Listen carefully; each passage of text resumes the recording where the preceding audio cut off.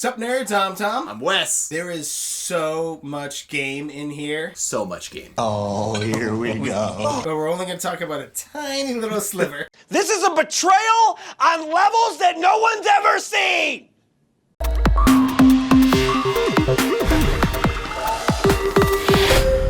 So before we dive on into the video, we have two quick disclaimers just to go ahead and get out of the way. First off, this is a prototype we are playing with. We don't have the full campaign, which we don't really want to have for this video because we want to keep it as spoiler-free as possible. Yeah. But we did get a good look at how the game works, how it plays, and we can talk to you all about how awesome it is. Yeah, I mean, we get sort of truncated prototypes a lot. They're just like samples, but this is probably the smallest sliver that we've gotten thus far. I mean, which is, again, like you said, we still got to see a lot, which just goes to tell you how much there is in this game. And also, big thank you to our sponsors, GameTopper, who sponsors our channel. We absolutely love them. It's the table we're playing on, the Ryan Lockett playmat we have here on the table. And also, thank you to Red Raven Games for sponsoring this video. So if you've played Sleeping Gods, a lot of the mechanics here are going to be similar, but not all. And actually, that's probably going to be the extent of the comparison that we do, because we actually haven't played Sleeping Gods, at least not in the way that it is right now. Yeah, we played a very early prototype of it where,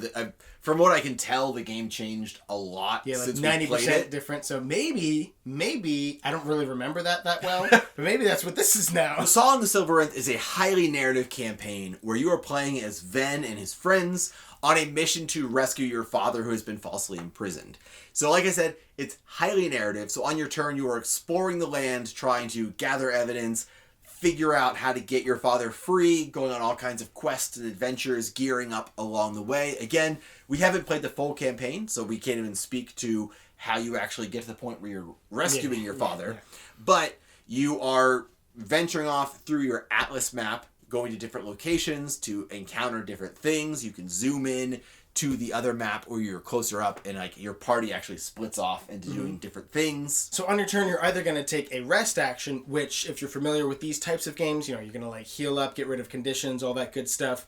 Or the main thing you're going to be doing is you're going to take a regular venture action where you're going to move your little horsey meeple around the Atlas here to get to different locations. And when you get to those locations, you're either going to do a story thing, read something in the storybook, or you're going to like search that location, which is where you sort of zoom in to the location books. So many books! The storybook, I'll talk about that first, because that's probably the thing you're most familiar with Red Raven Games. Even, again, I'm not going to talk about Sleeping Gods much more because we haven't played that version, but we recently played and reviewed Above and Below Haunted. And it was actually funny because we did Above and Below Haunted and Vantage like back to back, and we were saying like, in terms of the balance of story and mechanics, right? Above and Below Haunted has way more mechanics and, still story, but percentage-wise a lot less story. Yep. And Vantage is pretty much all story. This one, I think, falls close. There's still, more mechanics than Vantage. Maybe not that anymore. But it really does fall way more towards story. Dial is going, oh. Story's on the left in my example. You see what I'm doing? More game than Vantage, but way more narrative than Above and Below. In that storytelling, though, it is incredibly cooperative because all of your resources are shared. You have a shared resource. I guess it's a resource, which is your hope, which is what kind of keeps you going throughout the story. It's how you measure up your checks in a bunch of different places. And you can even play cards to help each other. When you're in the main Atlas board, your whole party is together and you're represented by the horse meeple moving around. Once you do zoom into the location book, you do pull out your individual minis and you can move around that map and move away from each other as well. But it definitely feels cooperative and that you have the main player who's taking their turn. But everything you do is really you're talking to your group, you're figuring out, okay, there's this check. Who here is good for that check? It's an endurance check. Who here has high endurance? You've got all of your equipment is shared as well, where, here is the armor and the weapons that your party has. Who wants to take what armor and which weapon, and you can swap those out amongst yourselves. If your armor gets damaged, you can kind of put it back into the general supply. You can even swap out characters, which is one of the things you'll do in the rest action, because you start, when you choose a character at the beginning of the game, you are limited on the ones that you can choose, and then you can gain new characters, new people can like join your party. Yeah. And then you can swap out with them whenever you take rest actions. But you had brought up something there, the tests. So there's different skills. I think it's like 9 different skills throughout all the characters. But there's different skills that you could have, and you need to test that skill, which is that portion is pretty straightforward. If you've ever played a game where you need to test a skill, you're going to roll a d10. You have some bonuses on them. You have some cards that can get bonuses or get you rerolls and other things. But then there's also attacking, and believe it or not, you can have philosophical arguments with people. The more we know about the position of a particle in physical space, the less we know about its momentum, and vice versa. Okay, but what? So with the combat and really the discourse, which is like the persuasion checks, they mechanically work very similarly, and that there's like a press your luck mechanic to them. So you have your starting dice that you roll, and as long as you roll above a 3, it's a success, and you count how many dice are successes. But if it's a 3 or lower, then you actually count the pips on all those dice that you have, and that counts towards basically the fail number you have to get. And then as long as you haven't met that fail condition for the pips on the failed dice, you can keep rolling dice again and again up to 12 dice, trying to get to whatever success level you want. Because if it's an attack, it's how much damage you're dealing. If it's a discourse, it's like how much you've persuaded them and their track. Yeah. They move down on the track for how much you've persuaded them. And on combat, it's health versus health, obviously. And then in discourse, you have your 2 levels in the track. We're trying to bring their token down to 0 before your token gets down to 0, representing that you have won that discourse. You have convinced them of your point of view. But it's a really fun press your luck mechanic because you're constantly mathing out like, okay, well, 3 is the highest fail I can get. So as long as I'm more than 3 away from that fail level, I'm free to keep rolling. But then you get to that where like, oh, I'm 2 away. Do I want to risk it? Do I want to stop? Because once you stop, if you've succeeded, you'll either deal your damage to their health or you'll bring them down on that track in the argument. And then they'll have either a counterattack or a counter argument where they will deal damage back to you or they'll bring you down on that discourse track. And then it will move on to either another attack, or if it's in an argument, another player in your party can then join the argument and they can try to persuade them as well. I think it's one of the most unique and like clever combat mechanics I've seen in games. Because like we know dice combat, right? What did we just play Battle for Hoth? Nothing against that, but like, you know, you could just totally roll dice and be like, oh, I rolled 2 dice and got 2 damage on your 2 guys. They're dead. Oh, I'm going to roll 3 times with 3 dice each and still whiff totally. Yeah. But this is like, feels more balanced, and it does still feel in line with Red Raven's other games. Like, a lot of the whole rolling higher than this number gets you a success is very reminiscent to, what did we say we reviewed earlier, guys? Above and Below Haunted. Thanks for saying it with me, class. So the game is called Song of Silveranth, and I'm just realizing that throughout the whole video we never explained the song mechanic, so I'll give you a brief explanation here. Let's pretend you're playing as Urzoff, right? As a sort of free action on your turn, you can sing a song. Over here there is a big stack of spell songs. Let's pretend this is the one on top here. It costs 3. That is the sort of singing cost.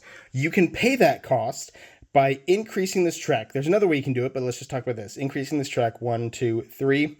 So now I'm gonna, for this character, being at 3 is gonna have a -2 penalty to all rolls for things like, you know, combat and whatever. But once I pay that cost, I now have this song. So I have this ability. Once per day, this character can throw dancing fire at an enemy, dealing 2 damage. So I don't have to, pay that cost again in order to use this. I just have this once per day ability that will go away, as will this track penalty here. Both of those will go away once I take a rest action. But also there is a resource, sort of like a communal resource, which, I mean, all the resources are communal, where I could spend this note, right? If this was in our communal resource pool, I could spend this note to reduce the cost for this down here. So I'm really only, increasing this track by 2. This track is sort of like the song's an earworm. It's stuck in your brain, so it's kind of messing with your concentration. So now I'm only at a -1. But since this is again, communal resource, we have to decide whether or not everybody is going to be okay with me doing that. I mean, there's a lot of things, all the resources and, spending this to get a reroll and stuff. All of those are things that you all have to decide as a group whether or not you want to let this character do that. And there we go. Oh, I also totally forgot to mention, as far as like press your luck goes, the lockpicking mechanic in this game is super cool because when you encounter a locked door, you can try to pick the lock, and you roll 4 dice, and you can keep as many as you want, and you can keep re-rolling, and the goal is to get to 20. And if you get to 20, you unlock the lock. If you don't get to 20 and you stop, you can take damage to make up the difference. So if you get to 16, you can get 4 damage and unlock the lock. But if you bust and you go over 20, you break the lock and you can no longer pick it. And there are ways to like brute force the door and kick it down. But I do like the amount of like press your luck things and kind of gamey. It reminds me of like playing Skyrim, where you actually have like you're trying to pick a lock and you're working on all the dials and things.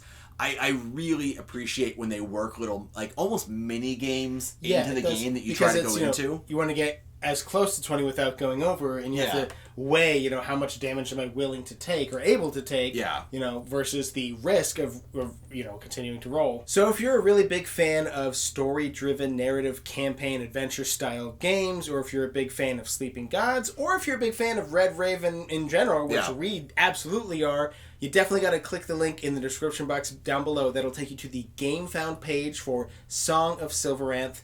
You gotta do it. Also, if you want a really cool Game Topper to play Song of Silveranth on, you can click the link to check out Game Toppers. Maybe even pick up one of the Ryan Lockett playmats. They have another one coming out. Yeah, we don't have it yet. We don't. We have we'll get it. The previous version, which is also super cool, and you can't play Song of Silveranth without a Game Topper playmat. It's legally...